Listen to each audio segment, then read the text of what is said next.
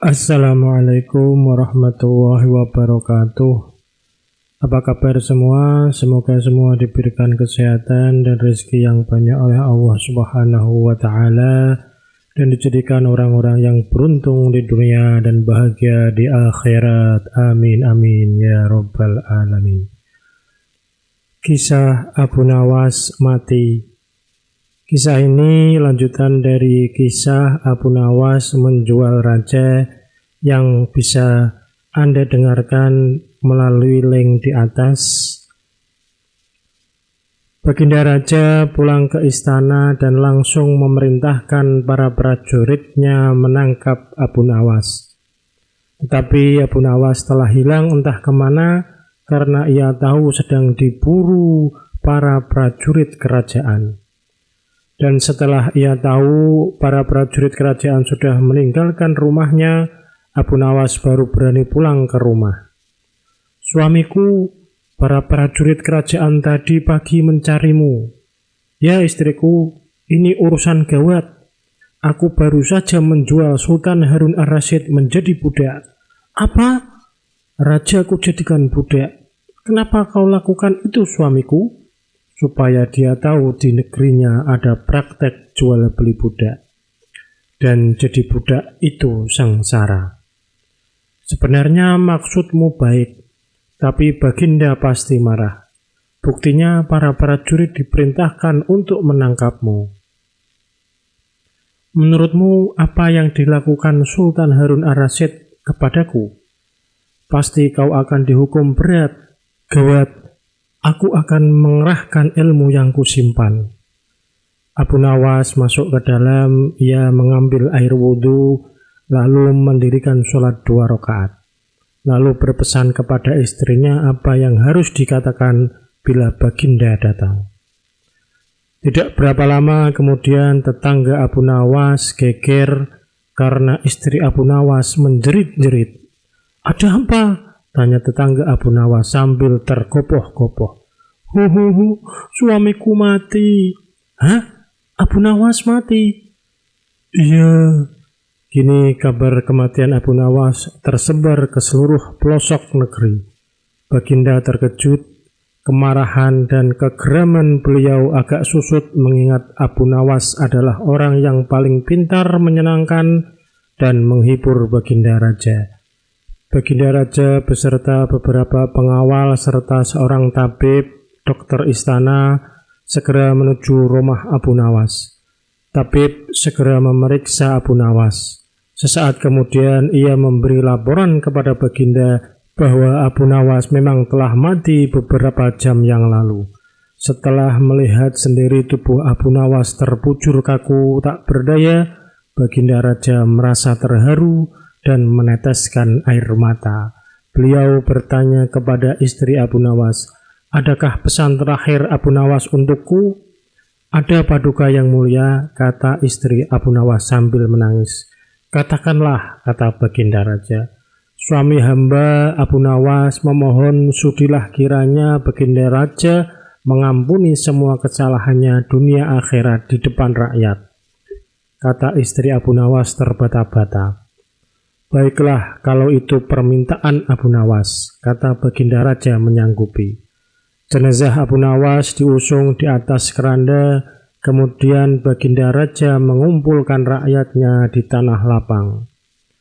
Beliau berkata, "Wahai rakyatku, dengarkanlah bahwa hari ini aku, Sultan Harun ar-Rasyid, telah memaafkan segala kesalahan Abu Nawas yang telah diperbuat terhadap diriku dari dunia hingga akhirat, dan kalianlah sebagai saksinya." Tiba-tiba dalam keranda yang terbungkus kain hijau terdengar suara keras, "Alhamdulillah." Seketika pengusung jenazah ketakutan, apalagi melihat Abu Nawas bangkit berdiri pelan-pelan seperti mayat hidup.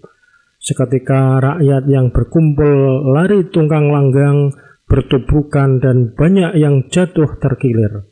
Abu Nawas sendiri meloncat dari keranda dan segera berjalan ke hadapan Baginda. Pakaiannya yang putih-putih bikin Baginda keder juga. Kau sebenarnya mayat hidup atau memang kau hidup lagi? Kata Baginda dengan gemetar. Hamba masih hidup, tuanku. Hamba mengucapkan terima kasih yang tak terhingga atas pengampunan tuanku. Jadi kau masih hidup? Ya, Baginda, segar bugar. Buktinya kini hamba merasa lapar dan ingin segera pulang. Kurang ajar, ilmu apa yang kau pakai, Abu Nawas? Ilmu dari Maha Guru Sufi, guru hamba yang sudah meninggal dunia. Ajarkan ilmu itu kepadaku. Tidak mungkin, Baginda. Hanya guru hamba yang hamba mampu melakukannya, tidak bisa mengajarkannya sendiri. Dasar pelit, Baginda menggerutu kecewa. Kisah selanjutnya, Abu Nawas kaget bukan main ketika seorang utusan Baginda Raja datang ke rumahnya. Ia harus menghadap Baginda secepatnya. Entah permainan apa lagi yang akan dihadapi kali ini. Pikiran Abu Nawas berloncatan ke sana kemari. Setelah tiba di istana, Baginda Raja menyambut Abu Nawas dengan sebuah senyuman. Akhir-akhir ini aku sering mendapat gangguan perut. Kata tabib pribadiku, aku kena serangan angin. Kata Baginda Raja memulai pembicaraan. Ampun tuanku, apa yang bisa hamba lakukan hingga hamba dipanggil? Tanya Abu Nawas. Aku hanya menginginkan engkau menangkap angin dan memenjarakannya, kata Baginda. Abu Nawas hanya diam, tak sepatah kata pun keluar dari mulutnya. Ia tidak memikirkan bagaimana cara menangkap angin nanti, tetapi ia bingung bagaimana cara membuktikan bahwa yang ditangkap itu memang benar-benar angin. Karena angin tidak bisa dilihat, tidak ada benda yang lebih aneh dari angin. Tidak seperti halnya air, walaupun tidak berwarna tetapi masih bisa dilihat. Sedangkan angin tidak. Baginda hanya memberi Abu Nawas waktu tidak lebih dari 3 hari. Abu Nawas pulang membawa pekerjaan rumah dari Baginda Raja. Namun Abu Nawas tidak begitu sedih, karena berpikir sudah merupakan bagian dari hidupnya, bahkan merupakan suatu kebutuhan. Ia yakin bahwa dengan berpikir akan terbentang jalan keluar dari kesulitan yang sedang dihadapi. Dan dengan berpikir pula ia yakin bisa menyumbang sesuatu kepada orang lain yang membutuhkan, terutama orang-orang miskin. Karena tidak jarang Abu Nawas menggondol sepundi penuh uang emas hadiah dari Baginda Raja atas kecerdikannya. Tetapi sudah 2 hari ini Abu Nawas belum juga mendapat akal untuk menangkap angin, apalagi memenjarakannya. Sedangkan besok adalah hari terakhir yang telah ditetapkan Baginda Raja. Abu Nawas hampir putus asa. Abu Nawas benar-benar tidak bisa tidur walau hanya sekedap. Mungkin sudah takdir. Kayaknya kali ini Abu Nawas harus menjalani hukuman karena gagal melaksanakan perintah Baginda. Ia berjalan gontai menuju istana. Di sela-sela kepasrahannya kepada takdir, ia ingat sesuatu, yaitu Aladin dan lampu wasiatnya. Bukankah jin itu tidak terlihat? Abu Nawas bertanya kepada diri sendiri. Ia berjingkrak girang dan segera berlari pulang. Sesampai di rumah, ia secepat mungkin menyiapkan segala sesuatunya, kemudian menuju istana. Di pintu gerbang istana, Abu Nawas langsung dipersilahkan masuk oleh para pengawal karena Baginda sedang menunggu kehadirannya. Dengan tidak sabar, Baginda langsung bertanya kepada Abu Nawas. Sudahkah engkau berhasil memenjarakan angin, hai Abu Nawas? Sudah, Paduka yang mulia, jawab Abu Nawas dengan muka berseri-seri sambil mengeluarkan botol yang sudah disumbat. Kemudian Abu Nawas menyerahkan botol itu. Baginda menimbang-nimbang botol itu. Mana angin itu, hai Abu Nawas? Tanya Baginda. Di dalam tuanku yang mulia, jawab Abu Nawas penuh takzim. Aku tak melihat apa-apa, kata Baginda Raja. Ampun tuanku, memang angin tak bisa dilihat. Tetapi bila Paduka ingin tahu angin, tutup botol itu harus dibuka terlebih dahulu, kata Abu Nawas menjelaskan. Setelah tutup dibuka, Baginda mencium bau busuk, bau kentut yang begitu menyengat hidung. Bau apa ini, hai Abu Nawas? Tanya Baginda marah. Ampun tuanku yang mulia, tadi hamba buang angin dan hamba masukkan ke dalam botol. Karena hamba takut angin yang hamba buang itu keluar, maka hamba memenjarakannya dengan cara menyumbat mulut botol, kata Abu Nawas ketakutan. Tetapi Baginda tidak jadi marah karena penjelasan Abu Nawas memang masuk akal. Hehehe, kau memang pintar Abu Nawas. Tapi jangan keburu tertawa dulu, dengar dulu apa kata Abu Nawas. Baginda, ya Abu Nawas, hamba sebenarnya cukup pusing memikirkan cara melaksanakan tugas memenjarakan angin ini. Lalu apa maksudmu Abu Nawas? Hamba minta ganti rugi. Kau hendak memeras seorang raja? Kata Baginda. Oh, bukan begitu Baginda. Lalu apa maumu? Baginda harus memberi saya hadiah berupa uang sekedar untuk bisa belanja dalam 1 bulan. Kalau tidak, tantang Baginda. Kalau tidak, hamba akan menceritakan kepada khalayak ramai bahwa Baginda telah dengan sengaja mencium kentut hamba. Hah? Baginda kaget dan jengkel, tapi kemudian tertawa terbahak-bahak. Baik, permintaanmu kukabulkan. Kisah selanjutnya. Tidak seperti biasa, hari itu Baginda tiba-tiba ingin menyamar menjadi rakyat biasa. Beliau ingin menyaksikan kehidupan di luar istana tanpa sepengetahuan siapapun agar lebih leluasa bergerak. Baginda mulai keluar istana dengan pakaian yang amat sederhana, layaknya seperti rakyat jelata. Di sebuah perkampungan, beliau melihat beberapa orang berkumpul. Setelah Baginda mendekat, ternyata seorang ulama sedang menyampaikan kuliah tentang alam barzah. Tiba-tiba ada orang yang datang dan bergabung di situ. Ia bertanya kepada ulama itu, "Kami menyaksikan orang kafir pada suatu waktu dan mengintip kuburnya, tetapi kami tiada mendengar mereka berteriak dan tidak pula melihat penyiksaan-penyiksaan yang katanya sedang dialaminya.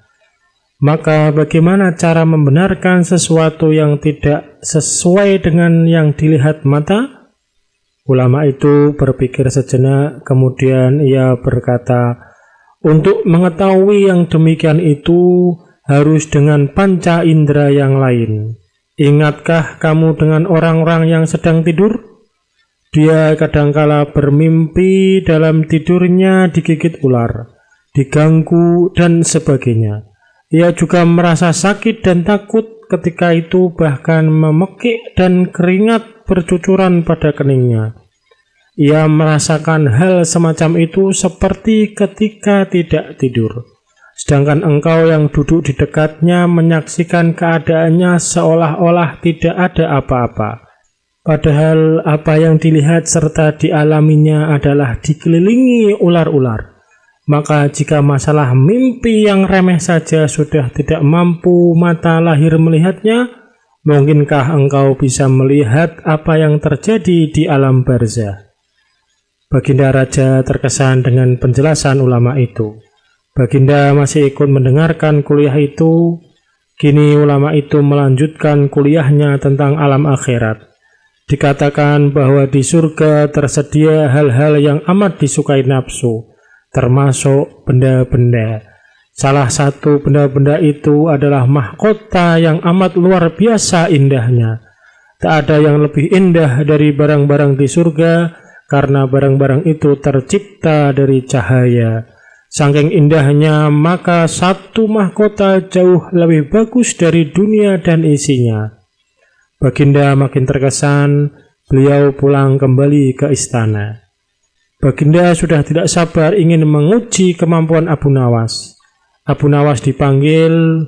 Setelah menghadap Baginda, aku menginginkan sekarang engkau juga berangkat ke surga, kemudian bawakan aku sebuah mahkota surga yang katanya tercipta dari cahaya itu. Apakah engkau sanggup, Abu Nawas? Sanggup, Paduka yang mulia, kata Abu Nawas langsung menyanggupi tugas yang mustahil dilaksanakan itu. Tetapi Baginda harus menyanggupi pula satu syarat yang akan hamba ajukan. Sebutkan syarat itu, kata Baginda Raja. Hamba mohon Baginda menyediakan pintu agar hamba bisa memasukinya. Pintu apa? Tanya Baginda belum mengerti. Pintu alam akhirat, jawab Abu Nawas. Apa itu? Tanya Baginda ingin tahu. Kiamat, wahai Paduka yang mulia. Masing-masing alam mempunyai pintu. Pintu alam dunia adalah liang peranakan ibu. Pintu alam barzah adalah kematian, dan pintu alam akhirat adalah kiamat. Surga berada di alam akhirat. Bila Baginda masih tetap menghendaki hamba mengambilkan sebuah mahkota di surga, maka dunia harus kiamat terlebih dahulu. Mendengar penjelasan Abu Nawas, Baginda Raja terdiam. Di sela-sela kebingungan Baginda Raja Harun ar-Rasyid, Abu Nawas bertanya lagi, masihkah Baginda menginginkan mahkota dari surga? Baginda Raja tidak menjawab. Beliau diam 1000 bahasa. Sejenak kemudian Abu Nawas mohon diri karena Abu Nawas sudah tahu jawabnya.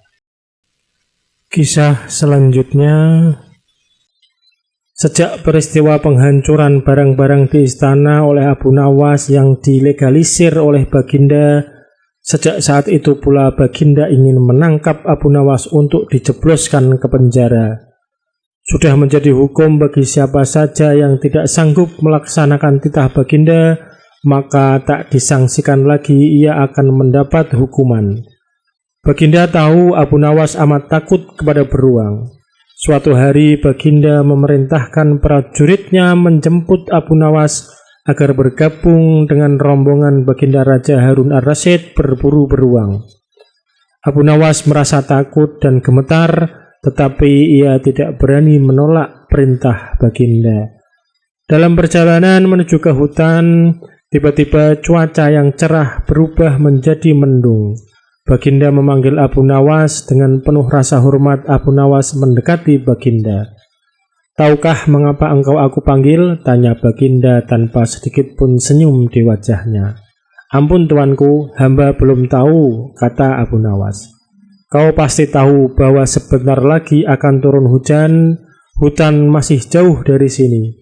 Kau kuberi kuda yang lamban, sedangkan aku dan pengawal-pengawalku akan menunggang kuda yang cepat.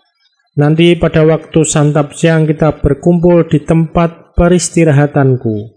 Bila hujan turun, kita harus menghindari dengan cara kita masing-masing agar pakaian kita tetap kering. Sekarang kita berpencar, Baginda menjelaskan. Kemudian Baginda dan rombongan mulai bergerak. Abu Nawas kini tahu Baginda akan menjebaknya. Ia harus mencari akal, dan ketika Abu Nawas sedang berpikir, tiba-tiba hujan turun. Begitu hujan turun, Baginda dan rombongan segera memacu kuda untuk mencapai tempat perlindungan yang terdekat. Tetapi karena derasnya hujan, Baginda dan para pengawalnya basah kuyup. Ketika santap siang, tiba-tiba Baginda segera menuju tempat peristirahatan. Belum sempat baju Baginda dan para pengawalnya kering, Abu Nawas datang dengan menunggang kuda yang lamban. Baginda dan para pengawal terperangah karena baju Abu Nawas tidak basah. Padahal dengan kuda yang paling cepat pun tidak bisa mencapai tempat berlindung yang paling dekat.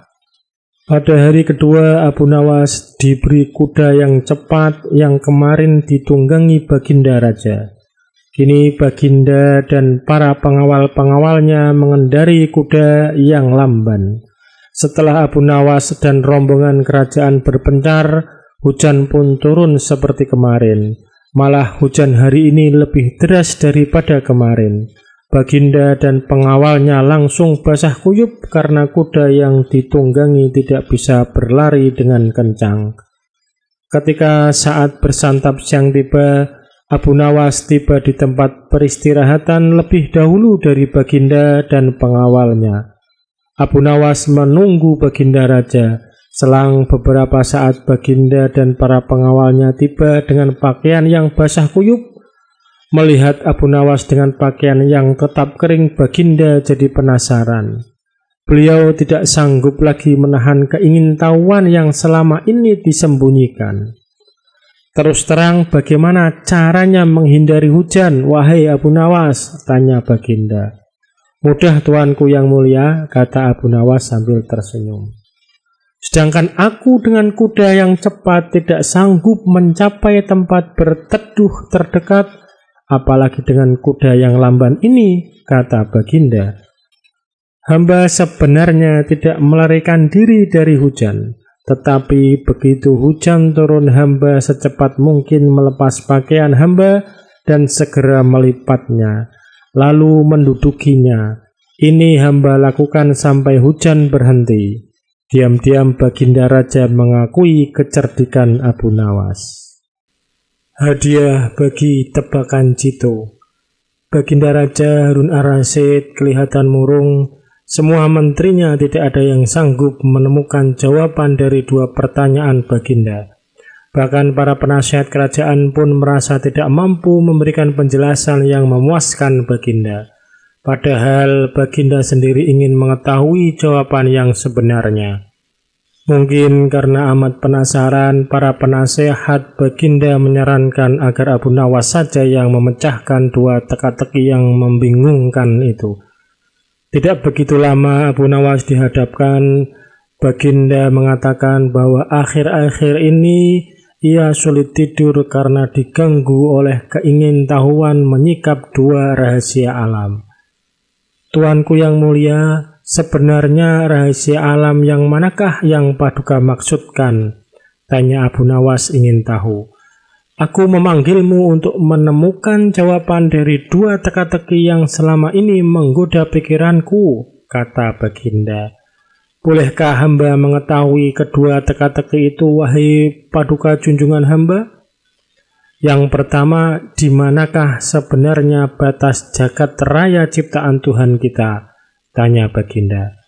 Di dalam pikiran, wahai Paduka yang mulia, jawab Abu Nawas tanpa sedikit pun perasaan ragu.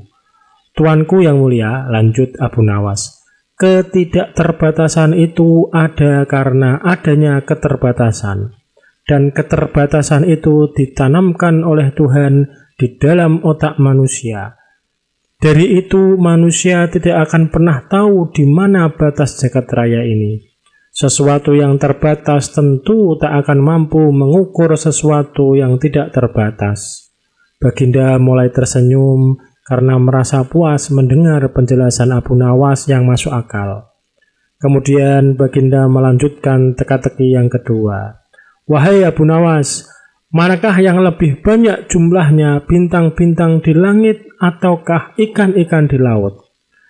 Ikan-ikan di laut, jawab Abu Nawas dengan tangkas. Bagaimana kau langsung memutuskan begitu? Apakah engkau pernah menghitung jumlah mereka? Tanya Baginda heran. Paduka yang mulia, bukankah kita semua tahu bahwa ikan-ikan itu setiap hari ditangkapi dalam jumlah besar? Namun begitu jumlah mereka tetap banyak seolah-olah tidak pernah berkurang karena saking banyaknya. Sementara bintang-bintang itu tidak pernah rontok, jumlah mereka juga banyak, jawab Abu Nawas meyakinkan.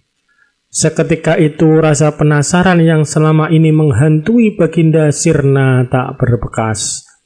Baginda Raja Harun ar-Rasyid memberi hadiah Abu Nawas dan istrinya uang yang cukup banyak. Kisah selanjutnya, melihat ayam betinanya bertelur, Baginda tersenyum. Beliau memanggil pengawal agar mengumumkan kepada rakyat bahwa kerajaan mengadakan sayembara untuk umum. Sayembara itu berupa pertanyaan yang mudah tetapi memerlukan jawaban yang tepat dan masuk akal. Barang siapa yang bisa menjawab pertanyaan itu akan mendapatkan imbalan yang amat menggiurkan. 1 pundi penuh uang emas. Tetapi bila tidak bisa menjawab, maka hukuman yang menjadi akibatnya. Banyak rakyat yang ingin mengikuti sayembara itu, terutama orang-orang miskin. Beberapa dari mereka sampai meneteskan air liur, mengingat beratnya hukuman yang akan dijatuhkan, maka tak mengherankan bila pesertanya hanya 4 orang. Dan salah satu dari peserta yang amat sedikit itu adalah Abu Nawas. Aturan main sayembara itu ada 2. Pertama, jawaban harus masuk akal. Kedua, peserta harus mampu menjawab sanggahan dari baginda sendiri. Pada hari yang telah ditetapkan, para peserta sudah siap di depan panggung. Baginda duduk di atas panggung. Beliau memanggil peserta pertama. Peserta pertama maju dengan tubuh gemetar. Baginda bertanya, "Manakah yang lebih dahulu, telur atau ayam?" "Telur," jawab peserta pertama. "Apa alasannya?" tanya baginda. "Bila ayam lebih dahulu, itu tidak mungkin karena ayam berasal dari telur," kata peserta pertama menjelaskan. "Kalau begitu, siapa yang mengerami telur itu?" sanggah baginda. Peserta pertama pucat pasi, wajahnya mendadak berubah putih seperti kertas. Ia tidak bisa menjawab. Tanpa ampun ia dimasukkan ke dalam penjara. Kemudian peserta kedua maju. Ia berkata, "Paduka yang mulia, sebenarnya telur dan ayam tercipta dalam waktu yang bersamaan." "Bagaimana bisa bersamaan?" tanya baginda. "Bila ayam lebih dahulu, itu tidak mungkin karena ayam berasal dari telur. Bila telur lebih dahulu, itu juga tidak mungkin karena telur tidak bisa menetas tanpa dierami," kata peserta kedua dengan mantap. "Bukankah ayam betina bisa bertelur tanpa ayam jantan?" sanggah baginda memojokkan. Peserta kedua bingung, ia pun dijebloskan ke penjara. Lalu giliran peserta ketiga, ia berkata, "Tuanku yang mulia, sebenarnya ayam tercipta lebih dahulu daripada telur." "Sebutkan alasanmu," kata baginda. "Menurut hamba, yang pertama tercipta adalah ayam betina," kata peserta ketiga meyakinkan. "Lalu bagaimana ayam betina bisa beranak pinak seperti sekarang, sedangkan ayam jantan tidak ada?" kata baginda memancing. "Ayam betina bertelur tanpa ayam jantan. Telur dierami sendiri, lalu menetas dan menurunkan anak ayam jantan, kemudian menjadi ayam jantan dewasa dan mengawini induknya sendiri." Peserta ketiga berusaha menjelaskan. "Bagaimana bila ayam betina mati sebelum ayam jantan yang sudah dewasa sempat mengawininya?" Peserta ketiga pun tidak bisa menjawab sanggahan baginda. Ia pun dimasukkan ke penjara. Kini tiba giliran Abu Nawas. Ia berkata, "Yang pasti adalah telur dulu, baru ayam." "Coba terangkan secara logis," kata baginda ingin tahu.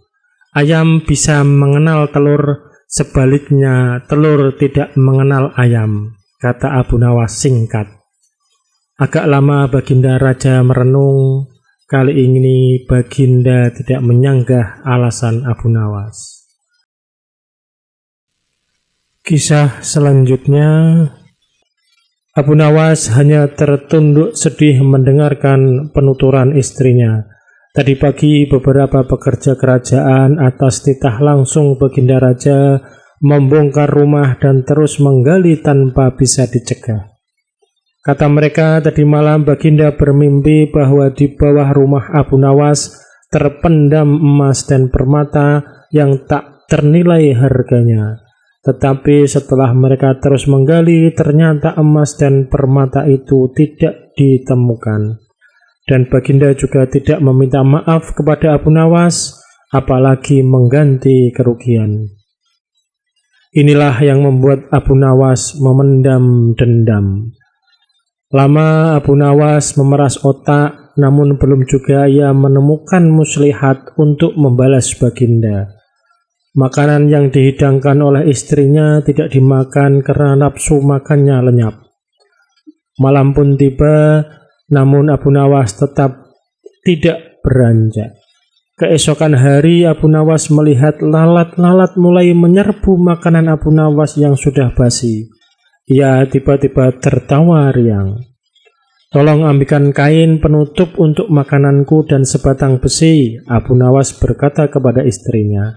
"Untuk apa?" tanya istrinya heran. "Membalas baginda raja," kata Abu Nawas singkat. Dengan muka berseri-seri Abu Nawas berangkat menuju istana. Setiba di istana, Abu Nawas membungkuk hormat dan berkata, "Ampun tuanku, hamba menghadap tuanku baginda hanya untuk mengadukan perlakuan tamu-tamu yang tidak diundang. Mereka memasuki rumah hamba tanpa izin dari hamba dan berani memakan makanan hamba." "Siapakah tamu yang tidak diundang itu, wahai Abu Nawas?" sergap baginda kasar. "Lalat-lalat ini tuanku," kata Abu Nawas sambil membuka penutup piringnya. "Kepada siapa lagi kalau bukan kepada baginda junjungan hamba mengadukan perlakuan yang tidak adil ini." "Lalu keadilan yang bagaimana yang engkau inginkan dariku?" "Hamba hanya menginginkan izin tertulis dari baginda sendiri agar hamba bisa dengan leluasa menghukum lalat-lalat itu." Baginda raja tidak bisa mengelakkan diri menolak permintaan Abu Nawas karena pada saat itu para menteri sedang berkumpul di istana.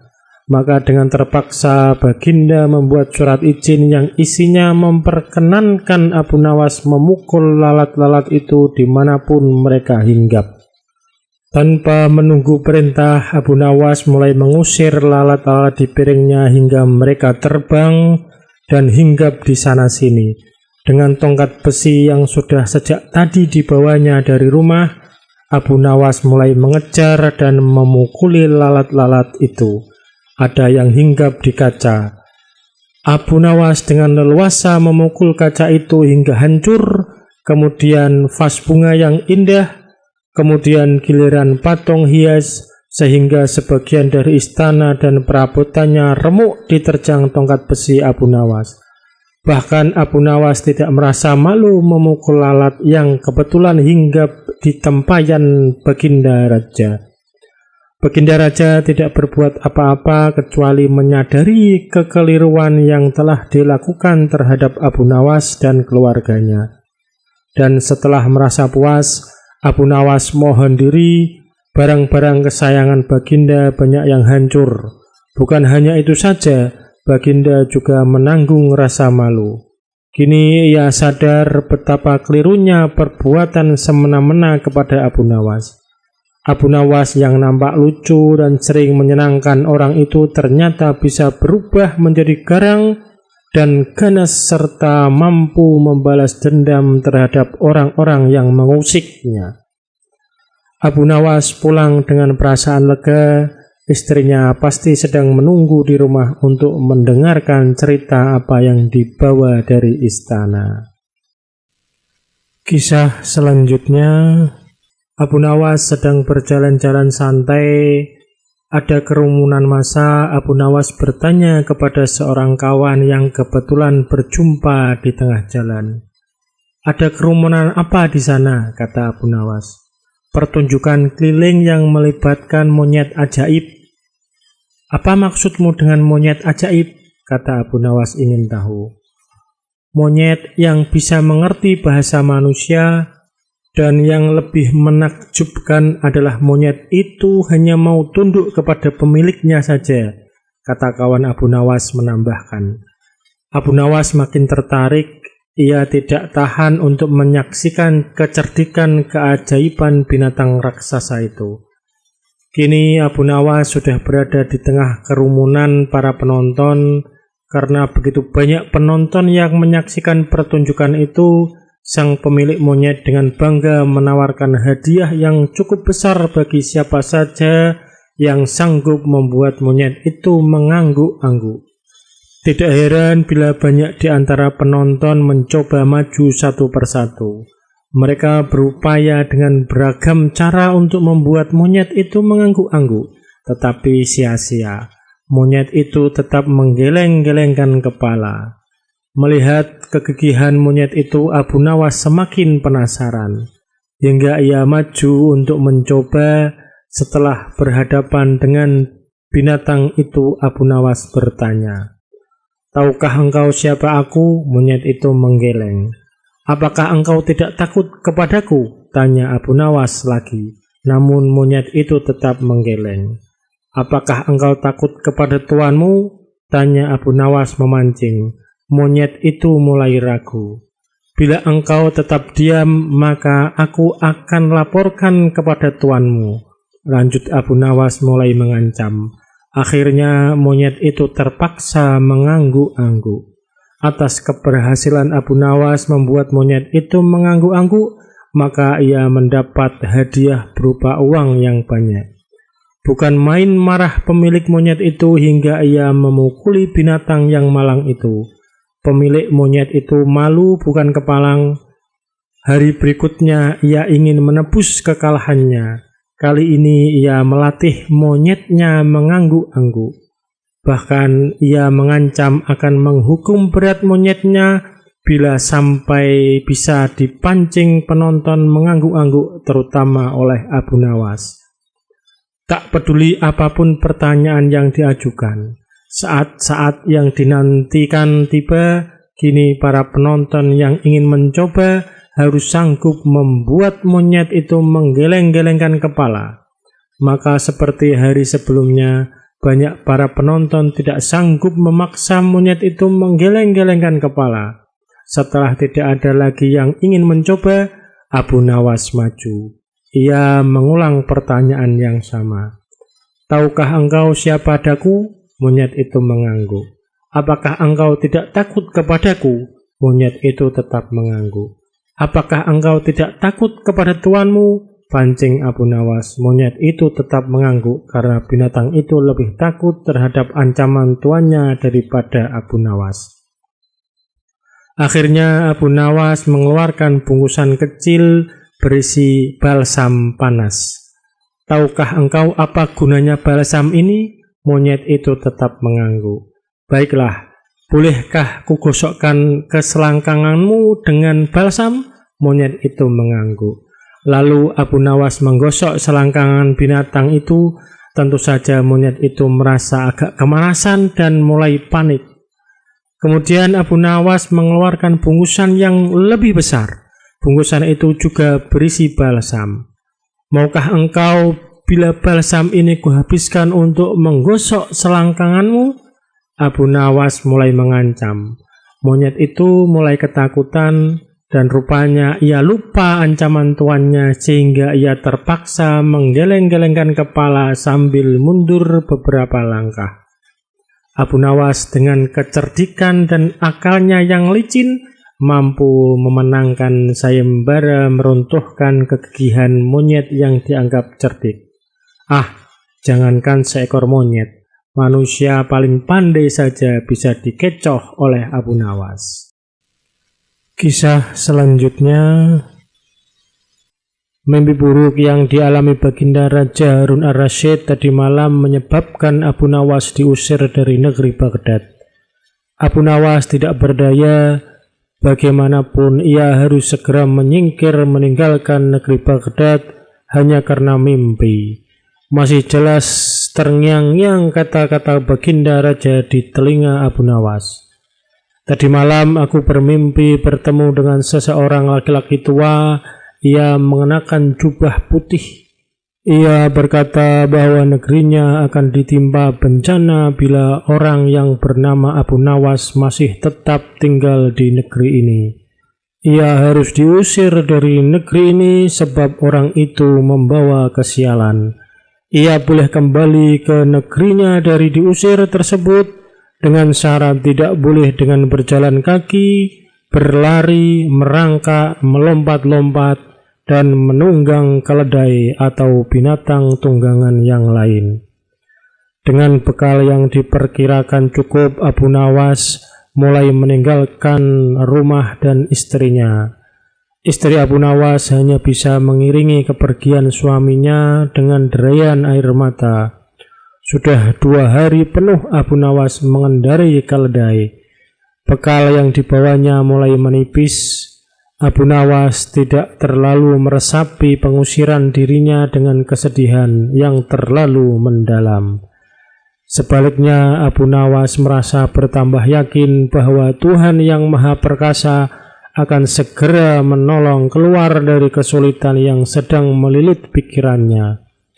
Bukankah tiada seorang teman pun yang lebih baik dari Allah Subhanahu wa Ta'ala dalam saat-saat seperti itu? Setelah beberapa hari Abu Nawas berada di negeri orang, ia mulai diserang rasa rindu yang menyayat-nyayat hatinya yang paling dalam. Rasa rindu itu makin lama makin menderu-deru seperti dinginnya jam harir. Sulit untuk dibendung. Memang tak ada jalan keluar yang lebih baik daripada berpikir. Tetapi dengan akal, apakah ia harus melepaskan diri? Begitu tanya Abu Nawas dalam hati. Apakah aku akan meminta bantuan orang lain dengan cara menggendongku dari negeri ini sampai ke istana Baginda? Tidak. Tidak akan ada seorang pun yang sanggup melakukannya. Aku harus bisa menolong diriku sendiri tanpa melibatkan orang lain. Pada hari ke-19, Abu Nawas menemukan cara lain yang tidak termasuk larangan Baginda Raja Harun ar-Rasyid. Setelah segala sesuatunya dipersiapkan, Abu Nawas berangkat menuju ke negerinya sendiri. Perasaan rindu dan senang menggumpal menjadi satu. Kerinduan yang selama ini melecut-lecut semakin menggila karena Abu Nawas tahu sudah semakin dekat dengan kampung halaman. Mengetahui Abu Nawas bisa pulang kembali, penduduk negeri gembira. Desas-desus tentang kembalinya Abu Nawas segera menyebar secepat bau semerbak bunga yang menyerbu hidung. Kabar kepulangan Abu Nawas juga sampai ke telinga Baginda Harun ar-Rasyid. Baginda juga merasa gembira mendengar berita itu, tetapi dengan alasan yang sama sekali berbeda.